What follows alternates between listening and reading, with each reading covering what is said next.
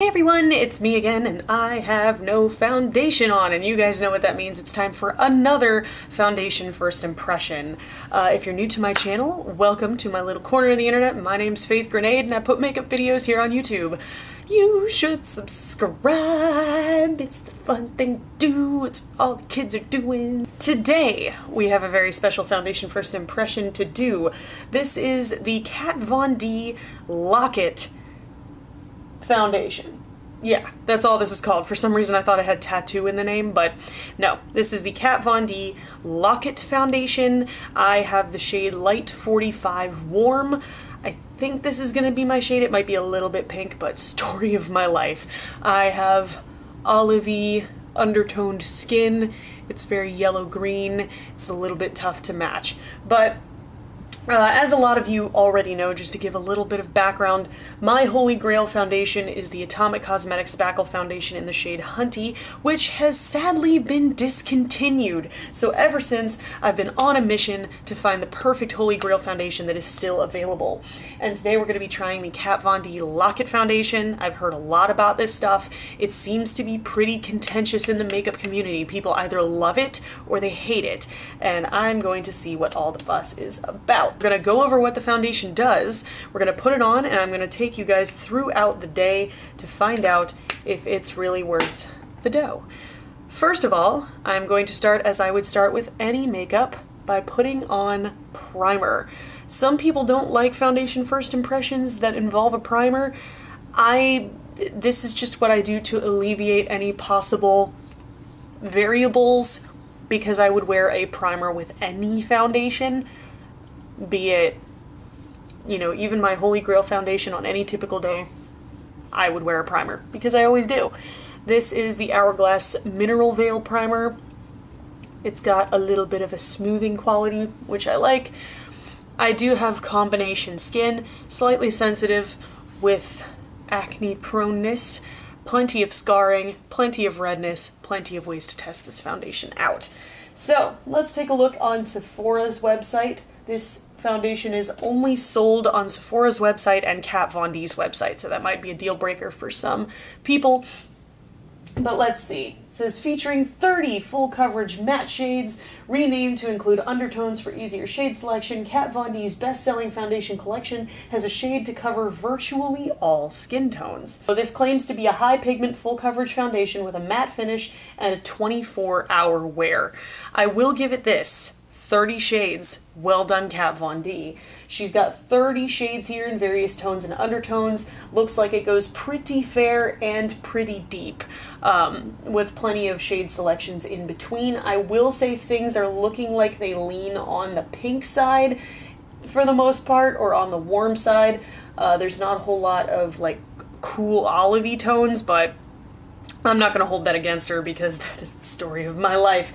But yeah, we're claiming full coverage. We're claiming 24-hour wear. Pretty lofty claims here. So I'm going to get started. I'm going to start with one pump. I love the packaging. It's really beautiful. Kat Von D is, of course, known for her pretty packaging, and she recently gave this one a facelift. I think it looks great. Nice plastic bottle there. There's the foundation. You can see it's not really running. It'll slide a little bit, but it's mostly staying put, which tells me that this is thick. Now, there are plenty of foundation first impressions that use both a brush and a sponge. I usually just exclusively use brushes, because that's what I would do in my day-to-day makeup applying life. I generally speaking do not use a sponge to blend foundation, like, ever. It's just kind of unhygienic, kind of gives me the heebs-jeebs. I just use my Real Techniques expert face brush, and I'll kind of move in a stippling motion. Okay, okay. Match is looking alright. It ain't perfect, but it'll work. Definitely interested in how this looks on the sides of my nose, and how it looks in the pore department, because I've got plenty of pores, Lord knows, and they are quite visible. Looks like it's blending out pretty easily, at least on first glance here. I'm definitely going to be looking to see if it settles into my fine lines, because I am a 27-year-old woman and I have those now. Definitely seeing some pretty major coverage here. I'm gonna say that's pretty much full right off the jump. This is one layer of the foundation on. I'm thinking we're getting to like a high, medium, low, full, because I can still see some of my redness peeking through in this area. I can kind of see a little bit of that blemish there. I do have active blemishes on my face currently because stress, pimples. It's emphasizing my expression lines a teeny tiny bit, but I feel like everything does that. Even the Atomic Cosmetics foundation does that. This does seem to have set very nicely. Let's take a look up close here. Emphasizing the pore action around my nose a little bit. Again though, that pretty much happens with every foundation. It's looking a little odd on my nose actually. Do we see that? It's looking a little bit dry. I'm gonna see if I can try to build it up in some spots, because I've heard this stuff can go real cakey real fast if you're not careful. It does seem to be setting down quite nicely though, which is cool. On my hand it looks like horrendously not the right color, but I'm gonna plots this over my scarring, because I do have quite a bit of scarring on my cheeks here. I'm gonna see if I can't build up a little bit more coverage. Doesn't seem like it's gonna change color too bad, but you never know, and I don't like to risk it most of the time. Plot some of this under my eyes, because you know, matte foundations, they can emphasize texture, which is a problem, but I want to see if it makes my under eye look any drier. I will give it this. I honestly don't even feel the need to set this foundation with a powder, and to be honest, I feel like if I did, it would look 10 million times worse than it does right now. It doesn't look bad. I'm actually pretty impressed with the way things have gone so far.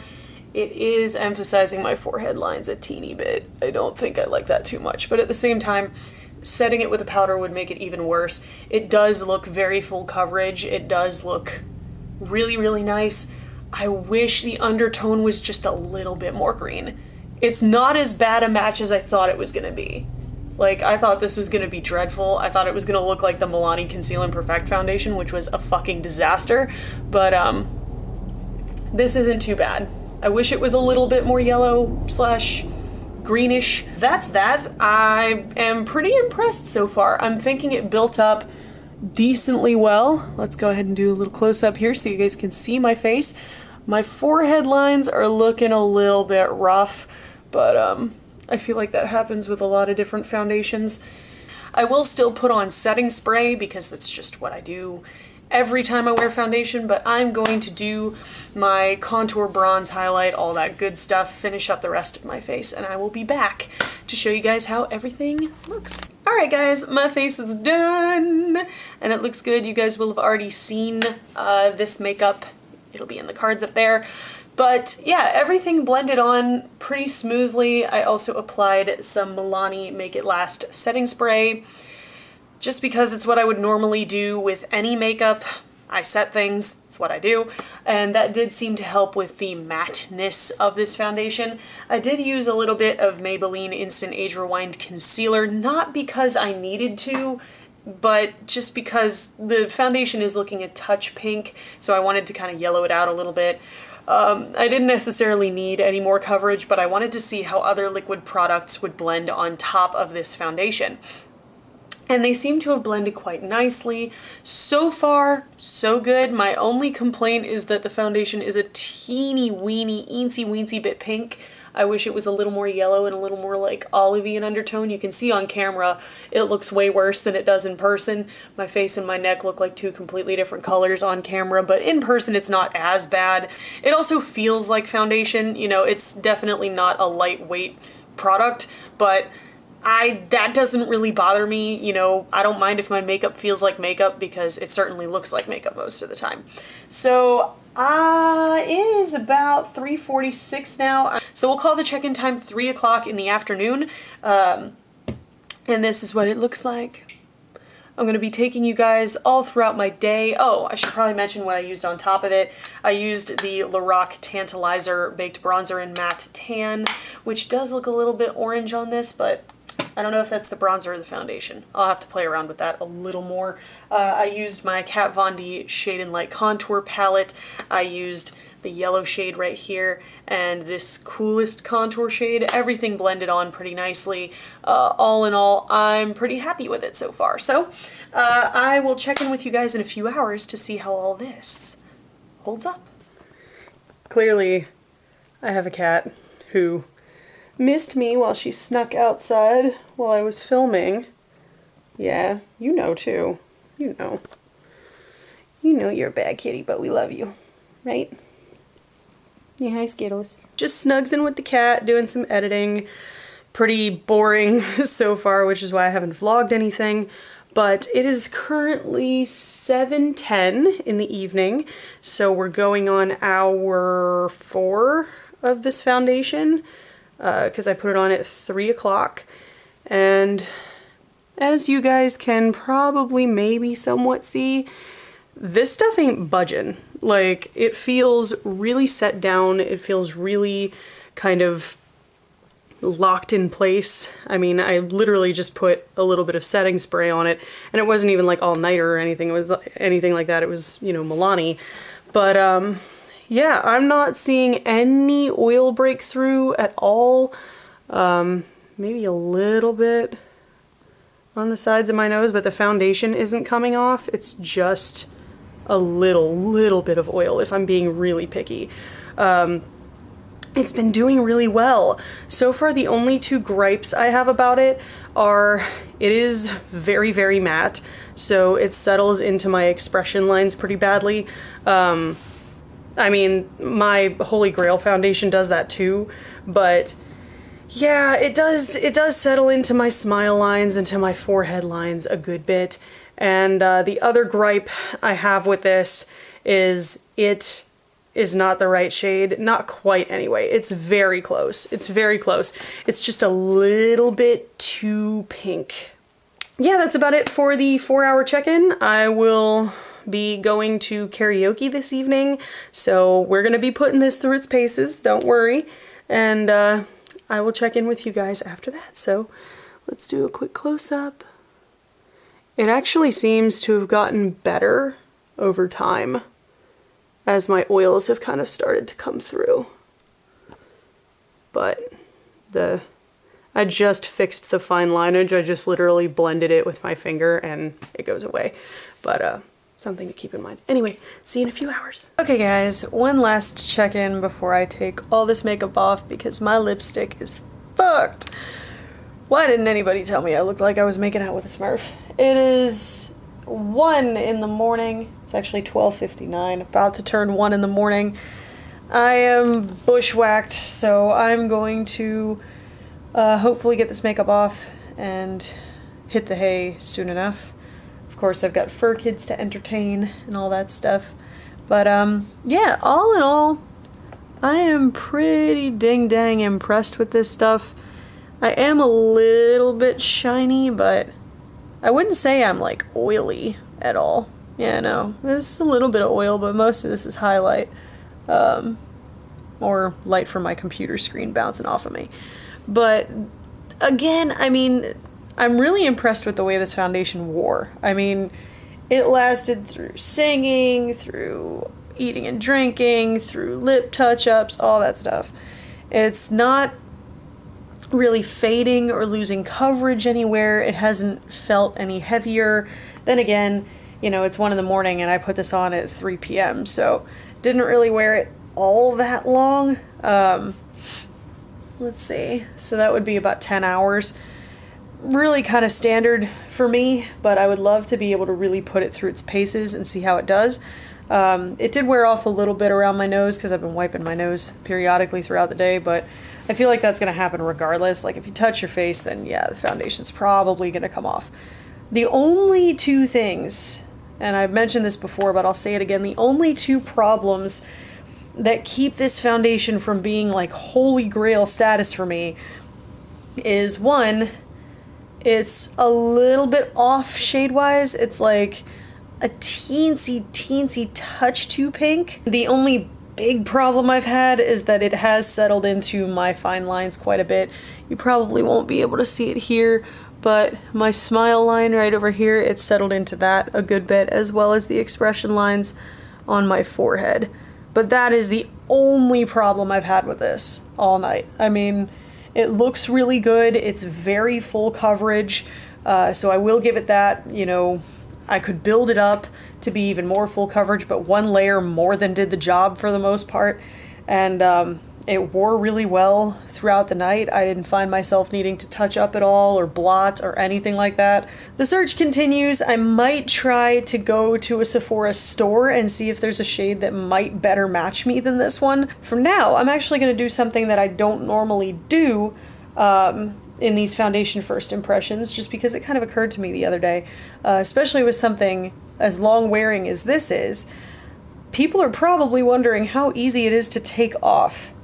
Now, my normal standard procedure with removing makeup is I use the Clinique Take the Day Off Cleansing Balm first to get rid of the bulk of the makeup, after using a makeup wipe to remove like my eyes and lips and stuff.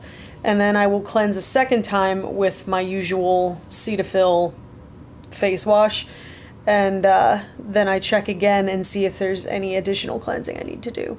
So what I'm going to do is I'm going to go to the restroom now, or the bathroom in my house, and I'm going to try to remove this the standard way that I normally would, and we will see how much cleansing and how much work it takes to remove something like this. Because if it's long wearing, you know, I want it to be long wearing, but I also want it to be easy to take off at the end of the day, because I'm not feeling standing in front of the sink for an hour trying to wash this off, you feel me? So I'm going to do that, and then I'm going to come back to you guys sans makeup, and I'm going to talk to you about how easy this was to remove and wrap things up. So I will be right back. Guys, I am back and naked-faced. While I was in the bathroom lighting, I did notice that this foundation also settled in my nose pores quite a bit, which from far away you couldn't really tell, but from close up it was pretty glaring. So I'm gonna have to play around with it and try different primers and things like that and see if there's anything that can diminish that effect. But if you have oily skin, I think this would be a pretty decent choice for you if you're not too concerned about the whole fine lines and showing texture thing. But that is a big caveat for me, because I am a woman who has a lot of texture, so I really need something that is going to not emphasize that. But again, it's a matte foundation, so that's gonna happen with most matte foundations. Hell, my Holy Grail foundation settles into my fine lines and my pores a tiny bit toward the end of the day. So I don't know. The jury's still out on this one. Obviously, I'm going to keep wearing it and keep trying it out. But in the meantime, I am clean-faced, and you can see I've still got quite a few spots, but I had all of those before I started all this. So I hope you guys found this video helpful, informative, or entertaining. If you did, there's a button for that. Spank that like button in the butt. You know it deserves it. And if you want to see more from me, got a couple options now. You could click the videos on either side of my head to binge if you're bored or bummed out, or hey, you could click that icon that looks like my face and subscribe and become a member of the faithful today. I put out new videos every Sunday. Thank you guys so much for watching and joining me today, and I will see you in the next video.